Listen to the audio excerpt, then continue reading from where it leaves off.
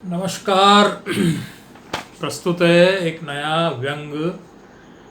चीन समर्थकों का यहाँ कोई काम नहीं, ये 62 का हिंदुस्तान नहीं। अगड़म बगड़म चाइनीज सामान की दुकान का आधा शटर खुला हुआ है और चाइना के साथ हो गए पंगे से बेखबर 4-6 लोग सस्ता चाइनीज सामान खरीद भी रहे हैं। अचानक राष्ट्रवादी नवयुवकों का एक झुंड दुकान पर आ धमकता है और उनका नेता दुकान के बाहर से ही दुकानदार को ललकार कर पूछता है, कौन है वे अंदर? साले राष्ट्रद्रोही की औलाद, टीवी न्यूज नहीं देखते क्या? वो हरामजादा चीन हमारी भारत माता की छाती पर चढ़ा चला आ रहा है और तुम उसे फाइनेंशियल सपोर्ट कर रहे हो? बाहर निकल राष्ट्रद्रोही कहीं के। घबराया हुआ एक अधेड़ उम्र का दुकानदार आधे शटर से बाहर निकलता है और झुंड से मुखातिब होकर पूछता है, अरे क्या हुआ पप्पू भैया? अरे डम्पू तुम भी? अरे क्या हो गया यार? पप्पू भैया बोले, ये देश के साथ सरासर गद्दारी है। चीन हमें कुचले दे रहा है और तुम उसका माल बेचकर उसे फायदा पहुंचा रहे हो। चलो बंद करो सब दुकान, वरना दुकान को आग लगा देंगे। दुकानदार गिड़गिड़ाता हुआ बोला, पप्पू भाई साहब कैसी बात कर रहे हो यार? हम और गद्दार? क्या बताएं पप्पू भैया, लॉकडाउन के पहले ही एकदम पहले उधार लेकर 20 लाख का माल लाए थे चीन से। 4 महीने से एक पैसे का धंधा नहीं हुआ यार। पैसे न फंसे होते तो कसम से मैं भी तुम्हारे साथ गद्दारों को सबक सिखाने के लिए निकल पड़ता। डम्पू यार समझाओ यार पप्पू भैया को यार। हम तो खुद पक्के राष्ट्रवादी हैं, मगर अपना पैसा तो नहीं डुबा सकते ना भाई। डम्पू बगले झांकता हुआ बोला, अंकल मैं क्या करूं? अभी तो चीन के खिलाफ लहर चल रही है, आपको दुकान नहीं खोलना चाहिए थी। दुकानदार बोला, तुम्हारी बात एकदम 16 आना दुरुस्त है। मैं कहाँ मना कर रहा हूं, बिल्कुल दुकान नहीं खोलना चाहिए थी, मगर भाई क्या करूं, घर में फाके पड़ने की नौबत आ गई है। पैसा रिकवर नहीं हुआ तो घर दुकान सब बिक जाएगा। उधारी वापस करना है भाई, समझा करो, वरना हम कोई राष्ट्रवादी से एक रत्ती भी कम नहीं है। थोड़ा माल निकलने तक राष्ट्रवाद को थोड़ा साइड में रखते ना भाई।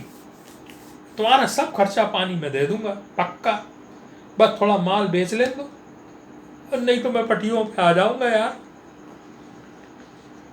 पप्पू भैया और उसके राष्ट्रवादी साथियों ने दुकान का पूरा शटर उठा दिया और पूरा टोल अंदर घुस गया।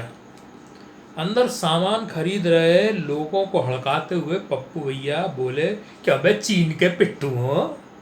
चीन का सामान खरीदकर चीन के हाथ मजबूत कर रहे हो? हैं? तुम्हें पता नहीं है चीन ने क्या हरकत की है? हमारे 20 बहादुर सैनिकों की जान ले ली, और तुम लोग खुद तो गद्दारी कर ही रहे हो, ऊपर से दुकानदार को भी पाप का भागीदार बना रहे हो। चलो फुटो यहां से। दुकानदार फिर गिड़गिड़ाने लगा, पप्पू भैया क्या कर रहे हो यार? ग्राहक देवता होता है, उसे ही भगा दोगे तो मेरी रिकवरी कैसे होगी भाई? भाई शटर इसीलिए तो डाल रखा है कि ना हमें शर्मिंदगी हो, ना ग्राहक को शर्मिंदगी हो, और माल भी ठिकाने लग जाए। भाई अपने ग्राहक भी कम राष्ट्रवादी नहीं है कसम से। मेरा माल खत्म हो जान दो, यही ग्राहक अपने बुलावा पर इसी खरीदे हुए चाइनीज माल की होली जलाने के लिए बाहर ना निकले, मेरा नाम बदल देना। मैं चलूंगा भाई आपके साथ चीनी सामान की होली जलवाने। आप प्रोग्राम बनाओ, बस मेरा माल बिक जाने दो। पप्पू भैया बोले, ये अच्छा आइडिया दिया सेठ तूने। यही दुकान में ही चीनी माल की होली जला दें तो कैसा रहेगा? प्रेस वालों को बता देंगे कि दुकानदार ने देशभक्ति में खुद अपना 20 लाख का चाइनीज माल फूंक दिया। दुकानदार बुरी तरह घबरा गया, हाथ पांव जोड़ता हुआ बोला, अरे नहीं नहीं नहीं नहीं नहीं नहीं पप्पू भाई, अरे डप्पू तेरा पापा तो रोज मेरे साथ बैठक वाला है यार, समझा कर यार, समझा इसे यार। देख भाई, राष्ट्रवाद तो हमारी भी रग रग में है, हम कभी देश के खिलाफ कोई काम नहीं करते, पाकिस्तान के खिलाफ हम कभी पीछे नहीं रहते, चीन के खिलाफ भी कोई मनाही नहीं है, मगर 20 लाख कोई कम नहीं होते यार, मर जाऊंगा मैं। अपन करेंगे ना बाद में, अभी थोड़े दिन राष्ट्रवाद को स्थगित रख लो ना, राष्ट्रवाद कहीं भागे थोड़े ही जा रहा, न चीन अपनी हरकतों से बाहर जाने वाला है। भाई जितने कहोगे उतने की रसीद कटवा लूंगा, खर्चे पानी का वादा मैं पहले ही कर चुका हूँ, और क्या चाहिए बोलो। पप्पू भाई जेब से बीड़ी माचिस निकालते हुए बोले, देखो सेठ, ये देश की अस्मिता का सवाल है, हमने चीनी माल का बहिष्कार करने का प्रोग्राम हाथ में लेकर भारत माता की अस्मिता को बचाने का प्रण लिया है, और तुम भारत माता की अस्मिता की धज्जियां उड़ा रहे हो, ऐसा बिल्कुल नहीं चलेगा।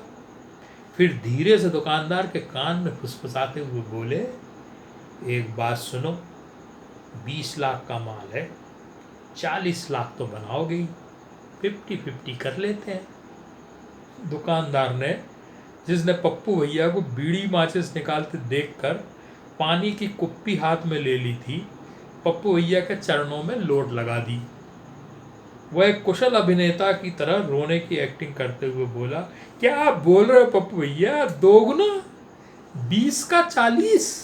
भैया बड़ी मुश्किल से खरीद के रेट में निकाल रहे हैं माल, आपको कहाँ से दें? डम्पू समझाना यार भाई इनको, मैं तो जीते जी मर जाऊंगा, आत्महत्या के अलावा कोई चारा नहीं रहेगा मेरे पास, भाई दया करो।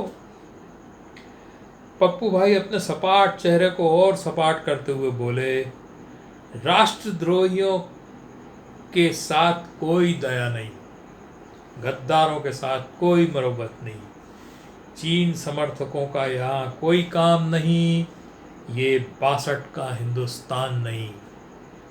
नारेबाजी जोर पकड़ने लगी, राष्ट्रभक्तों की भीड़ दुकान के अंदर घुस गई, जिसने डम्पू सबसे आगे था। देखते ही देखते दुकान का सारा सामान बाहर सड़क पर फेंक दिया गया। आसपास मौजूद सैकड़ों तमाशबीन चीनी सामान उठा उठाकर भागने लगे।